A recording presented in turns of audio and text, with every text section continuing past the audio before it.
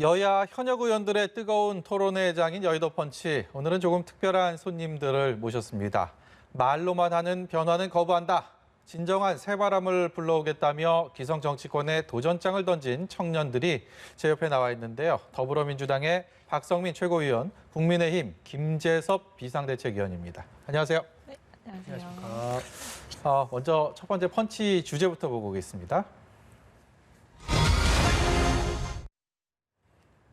네, 윤리입니다. 저희가 학교 다니면서 배웠던 윤리 과목은 아니고요. 지금 정치권에 이것이 불법이냐, 합법이냐, 그리고 공정하냐, 불공정하냐, 윤리적이냐, 비윤리적이냐 여러 가지 키워드를 좀 포함되는 그런 단어가 아닌가 싶어서 선정을 해봤습니다. 일단은 민주당에서는 김홍걸 의원이 제명 조치 그렇게 빨리 나올 줄 사실 잘 생각을 못했었는데요. 박성민 최고위원은 어떻게 예상하셨어요? 네, 저도 물론 제명이 신속하게 이루어져야 한다라는 문제의식은 갖고 있었습니다만 그것이 실제로 일어난 거는 또 굉장히 의미 있었다고 예. 생각을 하고요. 당 차원에서 논란이 이제 불거졌을 때부터 사실은 굉장히 유심히 지켜보던 사안이었기 때문에 좀 결단을 내릴 수 있었던 것 같습니다. 이런 결정들이 하면서 국회가 이렇게 빠르게 변화하고 있구나라고 생각하시는 분들도 있을 테고 국민의힘 쪽에서는 반면에 이 문제 좀 꼬리 자르기 아닌가라는 의혹 제기들 그리고 거기에 대한 또 정치적인 공세도 이어졌는데요. 김재섭 의원께서는 지난 금요일 날 김홍걸 의원 제명 속보를 들었을 때 어떤 생각이 드셨습니까? 말씀하신 대로 조금 빠르게 제명이 이루어진 부분에 대해서 조금 석연치 않은 부분이 있다라고 말씀을 드릴 수 있을 것 같은데요. 이제 윤리감찰단에 이제 충분한 수사가 없는 상황에서 지금 제명이 먼저 되는 거 아니겠습니까? 예. 충분하게 좀 추가적인 의혹들이 좀 있는 상황에서 이제 좀 뭔가 신속하게 제명을 했다는 것에 대해서 예. 그런 얘기에서 조금 더 추가 의혹을 밝히려고 하지 않는 것은 아닌가라는 의혹이 좀 있었고 그 부분에 대해서는 좀 국민의힘에서는 조금 석연치 않게 생각하는 부분이 좀 있고요. 예. 이 제명이라고 하는 것 자체가 국민들의 어떤 심정에는 충분히 납득되지 않는 부분이 있다라는 예. 것이 좀 있습니다. 왜냐하면 결국 민주당의 국회의원으로서는 제명이 되는 것이지만 현역 국회의원으로서의 그 지위를 유지할 수 있기 때문에 아무래도 국민들이 보시기에는 그 제명이라는 절차 자체가 충분히 납득되지는 않을 것이다. 이렇게 보고 있습니다. 이런 국회의원들의 어떤 윤리성이 걸려 있는 그런 문제들 보시면 이전에 이제 국회 입성하시기 전에 국회가 아니고요. 최고위원 되시기 전에 보셨을 때도 그렇고 지금은 또 어떤 생각으로 보고 계시는지도 궁금한데요. 좀 어떻습니까? 젊은 청년들이 볼 때 이런 기성 정치인들의 어떤 기대감을 충족시키지 못하는 그런 행동들. 아무래도 제19 감싸기라고 할까요? 항상 권력 집단에서 문제가 되는 행태들은 바로 그런 것이었죠. 이제 보편 국민의 정서에서는 굉장히 납득하기 힘든 어떻게 보면 유야무야 넘어가려는 태도들이 항상 국민께 실망감을 또 드렸던 부분이 컸고요. 네. 그런 면에서 이번 이제 김홍걸 의원을 제명한 조치는 꼬리 자르기다 이렇게 폄훼하는 야당의 시각도 있지만 그 부분엔 동의하기가 어렵습니다. 일단 윤리감찰단을 신설한 것 자체가 사실 당 차원에서 의혹을 명명백백하게 이제 밝히고 그에 상응한 조치를 취하겠다라는 당이 어떻게 보면 과감한 결단이 바탕이 됐던 부분이거든요. 예. 그렇기 때문에 앞서서 말씀드렸던 이제 내 식구 감싸기 혹은 유야무야 넘어가려는 그런 태도들은 더 이상 이제 우리 정치권이 가져서는 안 되는 이제 악습과도 같은 부분이고요. 네. 그런 부분에서 민주당은 강력한 쇄신 의지를 가지고 있다라고 말씀을 드리고 싶습니다. 지금 민주당에서는 이제 김홍걸 의원은 윤리감찰단에 손을 떠났다라는 그런 분위기인데 이상직 의원, 이스타항공 창업주죠. 이상직 의원을 둘러싼 그런 정치적인 논란은 여전히 진행 중입니다. 물론 야당 외에 여당에서도 그 분위기가 좋지 않은 걸로 알고 있는데 먼저 국민의힘 비대위에서 보는 이상직 의원 분위기는 어떻습니까? 좀 여기서 팁을 좀 내부적으로 비공개 회의에서 나온 얘기들 좀 해주실 말씀 있었으면 좋겠는데요.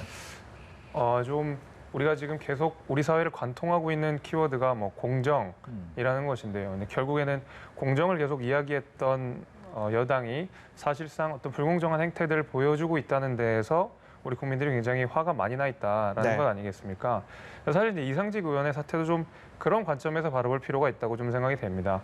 예컨대 약자를 배려하는 네. 정당 혹은 또 을지로위원회에서 이야기하는 을을 위한 어떤 정치 이런 걸 이야기했음에도 불구하고 이상직 의원이 그 이스타 항공을 운영하면서 실제로 600명의 정리 해고가 이루어졌고 지금 예. 결과적으로 250억이라는 막대한 임금 체불이 이루어지고 있고요. 심지어 최근에 이제 밝혀진 의혹으로는 이제 4대 보험료가 이제 77억 정도가 체납이 되어 있다는 거 아니겠습니까? 예. 심지어 어떤 그 체납 임금을 포기를 하게 하는 어떤 종용까지 이제 이루어지는 걸 보면서 과연 이상직 의원은 어떤 공정이라든지 을을 위한 정치를 하는 것이 맞는가라는 생각이 좀 많이 들었고요. 그런 면에 있어서 어떤 앞에서 이야기하는 레토릭과 어떤 실제 움직여지는 그런 행태들이 좀 이 배치되는 것을 보면서 좀 야당 입장에서는 좀 애석하게 생각하고 있다. 또 국민들의 입장도 비슷할 거라고 생각하고 있습니다. 예. 그래서 좀 예. 네, 해석하다라는 매우 점잖은 그런 표현을 썼는데요. 박성민 네. 의원께서는 어때요, 분위기가? 일단 저 개인의 입장으로서는 납득하기 어려운 문제가 많다라고 생각을 좀 예. 분명하게 밝히고요. 지도부 차원에서도 이 이상직 의원과 관련된 논란 자체가 불거진 것에 대해서 굉장히 송구한 마음이 큽니다. 그리고 앞서 이제 김재섭 위원께서 말씀하신 것처럼 대규모의 사실은 정리해고 사태가 발생했고 임금 체불이라는 이 생계와 직결된 부분까지도 굉장히 타격이 컸지 않겠습니까? 네. 그런 면에서 국민들이 보셨을 때 참 이 논란을 보는 심정이 많이 복잡하실 것 같다라고 봅니다. 그런 만큼 저희가 또 이제 신속하게 윤리감찰단에 어떻게 보면 1호 수사로 또 예. 이상직 의원의 건을 상정을 했고 본인이 주장하고 있는 그런 사실관계의 소명 역시도 당의 입장으로서는 들어보지 않을 수가 없기 때문에 현재는 사실관계를 파악하는 중에 있고요. 네. 그 뒤에 이제 사실관계가 명백하게 밝혀진 뒤에는 단호한 조치가 좀 필요할 것으로 보입니다. 뭐 국민의힘도 윤리성 논란에서 그렇게 자유롭지는 않습니다. 사회이사 삼성전자 사회이사를 지낸 윤창현 비례대표 의원도 마찬가지고요. 오늘 가장 정치권에 뜨거웠던 이슈 중에 한 명이 박덕흠 의원.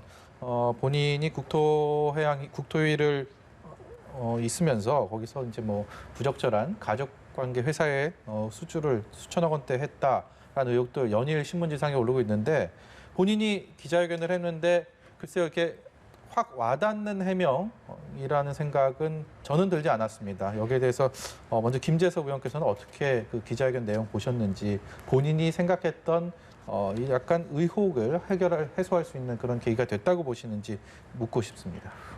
저 역시도 충분치 않다고 생각이 되고요. 좀 납득하기 좀 어려운 해명이 아니었나라고 생각이 좀 듭니다.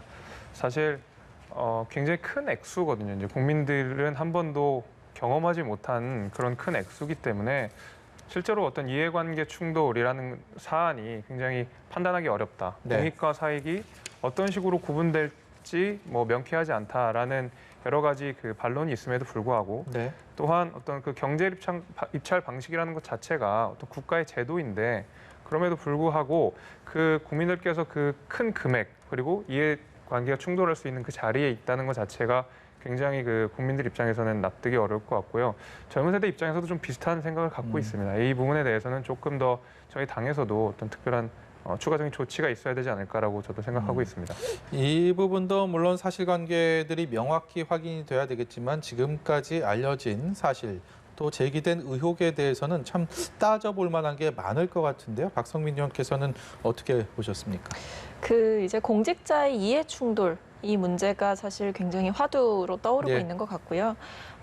물론 이것이 이제 국회의원에게 적용되는 명시적인 규정이 없다라는 이유로 어떻게 보면 좀 이렇게 슬그머니 넘어가려는 듯한 움직임이 보이고 있어서 매우 우려가 됩니다만 일단 박덕흠 의원의 해명 자체는 굉장히 설득력이 떨어지고요.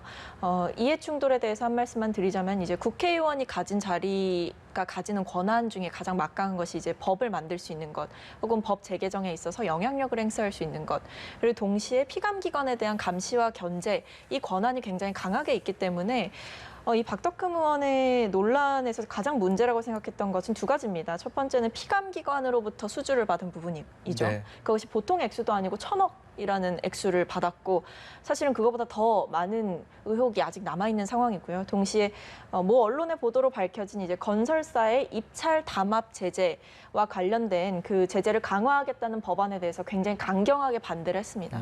사실상 이런 논란이 터졌을 때 이 과거 행적을 돌아보다 보면 이것이 과연 개인의 이해관계와 무관한 것인가라는 질문을 국민들로 하여금 그리고 여당의 입장에서는 당연히 하게끔 만드는 일인 거죠. 예. 본인의 해명이 굉장히 석연치 않은 부분이 있기 때문에 국민의힘에서도 이런 부분을 좀 단호하게 대처하는 것이 옳지 않을까 생각합니다. 예, 다음 키워드로 넘어가 보도록 하겠습니다. 보여주세요. 앞서 제가 잠시 설명을 드렸지만 지금 박성민 최고위원은 민주당 최고위, 그러니까 민주당에서 최고의사결정기구에서 활동을 하고 있는 20대 초반의 젊은 청년입니다. 그리고 국민의힘의 지금 가장 최고의사결정기구인 비상대책위원회에서 비상대책위원으로 활동하고 있는 김재섭 비대위원도 30대 초반의 청년입니다. 앞서서 저희 주제에 대해서 이 두 청년들이 하는 얘기를 잘 들으셨겠지만 본인의 당론과 상관없이 하고 싶은 얘기들, 이것이 옳지 않으면 또 이것이 옳으면 거기에 대해서 가감없이 솔직하게 얘기하는 부분들, 시청자 여러분께서는 어떻게 느끼셨는지 모르겠지만 저는 대단히 좀 색다르고 새로웠습니다. 그렇기 때문에 저희가 두 번째 주제로 청년을 잡아봤습니다. 청년에 대해서는 두 청년이 워낙 할 얘기가 많을 것 같은데요. 일단 지난 토요일이었죠. 청년의 날이었습니다. 저는 사실 잘 몰랐습니다. 근데 청년의 날을 맞아서 대통령이 한 연설을 보니까 신문 언론에도 많이 나왔는데 37번이나 공정을 강조했다라고 해서 그 부분에 많이 주목을 한 것 같아요. 최근에 여러 가지 이슈들을 그 공정이란 키워드랑 좀 맞춰서 본 게 아닌가라는 생각이 드는데 먼저 김재섭 최고위원이자 청년께 이 청년 키워드에 대해서 불공정 키워드에 대해서 공정 키워드에 대해서 어떻게 보셨는지 궁금합니다. 사실 그 행사에 초청을 받아서 갔었는데요. 정말 그 연설이 시작되고 끝나는 내내 공정이라는 이야기만 들렸다고 말할 수 있을 정도로 사실 공정이라는 단어가 굉장히 많이 반복이 되었습니다. 사실 지금 우리 청년들이 느끼고 있는 제일 큰 아픔이 사실 이 사회에 만연하고 있는 불공정이라는 것인데요. 그런 것들을 많이 의식한 연설이 아니었나라는 생각이 들고요. 한편으로 그러면서도 굉장히 애석한 생각이 들었던 이유가 공정이라는 것이 굉장히 공허하게 좀 들렸습니다. 왜냐하면 최근에 일련에 있었던 뭐 추 장관의 어떤 의혹이라든지 또 뭐 아까 전에 논의했던 뭐 김홍걸 의원이라든지 이런 몇 가지 사실 일반적인 청년들은 꿈꾸기 어려웠던 어떤 기득권의 생활들이 이렇게 낱낱이 공개가 좀 되면서 과연 우리 청년들의 공정을 이런 불공정함 느끼는 것을 구체적으로 좀 적극적으로 시정할 생각이 있으신 건가라는 의문이 듦에도 불구하고 어떤 레토릭상으로 굉장히 공정이 37번이나 반복이 됐다는 것 자체에 대해서 그 자리에 있었던 저 역시도 뭔가 조금 아쉬웠다라는 생각이 좀 들고요. 그 기념사에 참여했던 대다수의 청년들이 이 일반적인 청년들도 많이 계셨지만 사실 우리 사회에서 뭔가 일반적인 청년들을 대표하는 사람들이라고 보기 좀 어려운 사람들이 많았거든요. 예컨대 방탄소년단도 우리 사회 가장 성공한 청년이었고 저 역시도 일반적인 청년이라기보다는 어떤 당의 최고위원으로서 참여했던 거기 때문에 실제적으로 우리 청년들의 구체적인 목소리들이 반영되긴 어려웠던 행사가 아닌가. 그 와중에 또 어떤 공정이라는 키워드가 굉장히 공허했던 게 아닌가라는 어떤 아쉬움이 좀 있었습니다. 청년 정치의 중요성이 몇 해 전부터 항상 선거 때를 중심으로 불거졌다가 어느 순간 사그러졌다가를 반복해 왔고요. 과연 그 현주소는 어느 정도인지 제 두 분을 통해서도 좀 여쭤보고 싶은데 이게 그렇게 활성화되지 않는 이유가 뭐일까? 제가 한번 곰곰이 생각을 해보면 결국은 정치라는 게 내 일이 아니고 남의 일이고 이것이 보통 우리 주변의 일이 아니고 큰 일이고 그렇기 때문에 아직 경험이 미숙한 청년들이 하기에는 어려운 것이고 접근하기가 힘들다. 뭐 이런 인식들 아닌가라는 생각이 드는데 거기에 대한 반론이 있다면 좀 듣고 싶은데요. 일단 청년 정치가 아직 우리 사회에서 완벽하게 자리 잡지 않았다. 그리고 아직 갈 길이 멀다라고 저도 생각을 하고요. 동시에 뭐 반론이라기보다 제 생각을 조금 말씀드리면 예. 이 청년들이 사실은 정치에 관심이 있는 청년들도 있고 관심이 없는 청년들도 있습니다. 근데 그 관심이 있는 청년들 중에서도 정치에 참여하는 비율은 또 다른 이야기더라고요. 그것이 왜일까라고 생각을 해봤는데 말씀하신 것처럼 정치가 마치 나의 일이 아닐 것 네. 같은 그리고 내가 사회적으로 성공한 뒤에 해야 할 일일 것 같은 그 괴리감이 여전히 정치와 청년 사이에는 존재한다라고 생각을 합니다. 예. 결국에 이 정치가 정말 청년의 목소리가 담겼을 때 일어나는 변화를 접할 수 있는 기회가 많이 없었던 것도 사실이고요. 예. 나와 비슷한 혹은 나의 또래의 혹은 나와 같은 평범한 청년이 정치의 영역에서 활약하는 것을 보지 못했던 그 경험의 결여 역시도 있을 겁니다. 동시에 청년들이 정치를 하겠다고 용기를 내보아도 정당 안에서 이 청년들에게 차곡차곡 경험을 쌓을 수 있는 이 시스템을 제공하고 있느냐? 그렇지 않다라는 거죠. 그렇기 때문에 이 청년 정치가 단순히 활성화되지 않는 이유는 누구 한쪽의 책임이라기보다는 정당이 굉장히 꾸준한 의지를 갖고 단단하게 이 일을 헤쳐나갔을 때에만 그 구조와 시스템을 만들었을 때에만 청년 정치는 결국 활성화될 것이다라고 생각합니다. 김재섭 의원이 정의하는 청년 정치의 필요성, 왜 청년 정치를 우리 사회는 지금보다 굳건히 해야 하는가라고 누군가 묻는다면 뭐라고 답변하시겠습니까? 사실 어떻게 보면 세상을 바꾸고 불공정을 이렇게 완화하는 것은 결국 정치의 역할인데요. 역사적으로도 봐도 우리가 정치를 바꿔온 것은 결국 청년들의 힘이었습니다. 그런 면에 있어서 우리 사회가 뭔가 이 역동성이 떨어지고 어떤 구태가 반복되는 정치를 적극적으로 혁파하기 위해서는 청년들이 더더욱 정치에 나서서 우리 정치를 바꾸려는 노력들을 해나가야 된다. 그러나 아직 우리 정치에서는 이런 젊은 사람들이 뛰어나와서 내가 깃발을 들고 뭔가 세상을 바꾸기에는 아직 제도적으로는 좀 미흡한 부분이 많아서 그 부분이 좀 아쉽다고 생각이 되고요. 다만 어떤 이 의원으로서 직업 정치인으로서 참여하기 이전에 우리 대부분의 청년들이 지금 정치에 사실 무관심하지 않습니까? 예. 이 무관심한 것이 결국에는 각자의 생업에 너무 쫓기다 보니까 취직 준비하느냐, 뭐 아이를 키우느냐, 집을 구하느냐 여러 가지 말 그대로 먹고 사는 문제에 치여서 우리 정치에 대해서 조금 무관심할 수 있으나 점차 이런 부동산 이슈라든지 이런 거에 대해서 젊은 사람들이 적극적으로 목소리를 내고 있는 지금 상황을 지켜볼 때 앞으로 좀 더 이런 세상에 대한 변화의 의지를 가진 사람들 그리고 세상을 바꿔보려는 사람들이 점점 더 우리 정치에 더 많이 나올 수 있지 않을까라는 희망은 갖고 있습니다. 제가 뭐 방송 전에 사전에 두 분께 뭐 언질은 하지 않은 주제인데 지난주에 대정부 질문에 대해서 참 많은 비판이 있었습니다. 과연 정책 질의는 있었는가?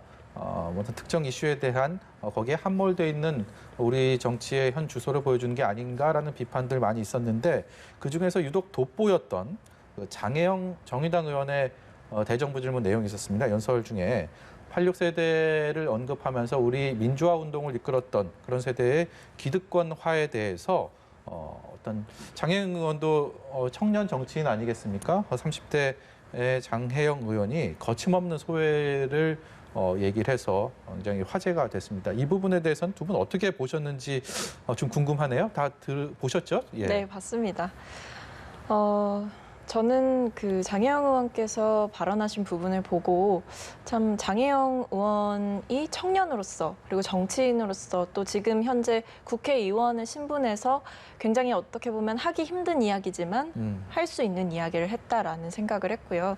그것이 386 세대에 대한 뭐 비판 혹은 여러 가지 견해를 차치하고라도 장혜영 의원의 이야기는 또 의미 있게 귀담아 들을 만한 부분이 있었다고 생각합니다. 예. 김재섭 의원께서는 어떻게 보셨습니까? 물론 당은 좀 다르지만 저는 적극적으로 좀 공감을 했습니다. 사실 지금 소위 586 세대라고 불리는 어떤 우리 정치권의 주류들이 어떤 기득권을 다 장악하고 정치적 기득권, 경제적 기득권을 장악하고 청년들이 뭔가를 이루려고 하는 꿈들을 좌절시키는데 혁혁한 어떤 역할을 하고 있지 않습니까? 네. 그런 면에 있어서 여야를 막론하고 사실 지금 세대 간의 정치가 이제는 조금 더 부각이 되고 그게 여든 야든 좀 이렇게 청년 이슈를 좀 잡고 이렇게 우리 젊은 사람들이 좀 나설 수 있도록 하는 네. 그런 물꼬를 좀 텄다는 면에서는 굉장히 감사하게 생각하면서도 또 많이 동의를 하고 있습니다. 예. 두 분 말씀 중에 저희가 자막을 통해서 잠시 전해드리고 있는데요. 지난주 취임한 스가 요시히데 신임 일본 총리에 대해서 문재인 대통령 그리고 정세균 총리가 축하의 서신을 보냈는데 거기에 대해서 스가 현 신임 총리가 답신을 보냈다는 청와대 소식이 들어와 있습니다. 미래지향적인 한일 관계를 기대한다라는 내용으로 답신을 보냈다고 하는데요.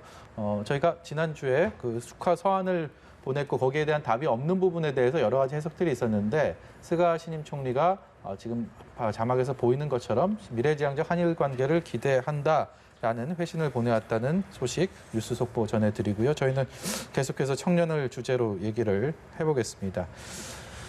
청년들이 제 좌우에 계시지만 소속 정당도 다르고요. 이념도 다릅니다. 일단 보수가 보는 청년, 그다음에 진보 진영에서 보는 청년, 청년이라는 공통점 안에서 보수와 진보로 갈리게 되는데 사실 여야를 막론한다는 얘기가 기성 정치권에는 많이 얘기하지만 실질적으로 그게 이루어지는 경우는 거의 보지를 못한 것 같습니다. 그럼에도 불구하고 청년들이기 때문에 이런 여야를 막론하는 기존의 이념을 막론하는 어떤 공감대 형성이 가능하지 않을까라는 기대감을 갖게 하는데 어떻습니까? 공감대 형성이 당연히 가능하죠. 저도 앞서서 잠깐 언급됐던 주제지만 이제 장혜영 의원의 연설에서도 이 사람답게 살고 싶어서가 아니냐라는 그 문구가 참 저는 와닿았거든요. 그러니까 이게 단순히 정당을 떠나서 어떤 이에 대해서 비판을 하든지 비판을 하지 않던지 그 모든 것을 떠나서 사실 청년들이 원하는 삶의 모습이 각자 저마다의 욕구가 있으면서도 결국에는 개인의 삶이 존엄했으면 한다라는 그 안전망 이런 부분에 대한 갈망은 충분히 있다고 생각을 하거든요. 그렇기 때문에 이제는 진보와 보수가 완전히 사라질 수는 없겠지만 청년 세대에서는 진보당에 있는 청년이든 보수당에 있는 청년이든 청년과 관련된 의제에 대해서는 테이블 위에 올려놓고 편안하게 이야기를 할 수 있다. 그 정도의 열려있는 마음과 또 깨어있는 정신이 있기 때문에 충분히 다양한 대화와 여러 가지 협치까지도 저는 가능할 수 있다고 생각합니다. 마지막으로 보수 정당에서 활약하고 있는 청년 정치인은 어떤 소회를 갖고 계시는지 여쭤보겠습니다. 예, 정말 젊은 사람들이 우리 사회에서 뛰놀 수 있도록 하는 데에서는 여야를 막론하고 저희가 동감을 하면서 같이 협치를 해 나갈 수 있겠지만 다만 어떤 접근 방식에 있어서는 조금 차이가 있을 수 있다고 생각합니다. 예컨대 앞으로 점점 일자리가 없어질 것인데 과연 이런 사회적 안전망을 어떤 식으로 구축할 것인가? 예컨대 기본소득이라든지 혹은 우리가 사회적 기본소득을 비롯한 각종 사회적 안전망에 대해서는 사실 여야, 진보, 보수가 좀 차이가 있을 수 있다고 생각합니다. 다만 그런 좀 접근 방식에 있어서의 차이가 좀 있을 뿐이지 결국 미래 사회를 직접적으로 마주하는 우리 젊은 사람들, 청년들이 어떻게 우리 사회를 바꿔나가야 될 것인가, 우리 사회를 어떻게 마주나가야 될 것인가에 대해서는 큰 이견 없이 같이 힘합쳐서 나갈 수 있을 것이라고 생각하고 있습니다. 예. 민주당의 박성민 최고위원, 국민의힘의 김재섭 최고위원이었습니다. 오늘 말씀 고맙습니다. 감사합니다.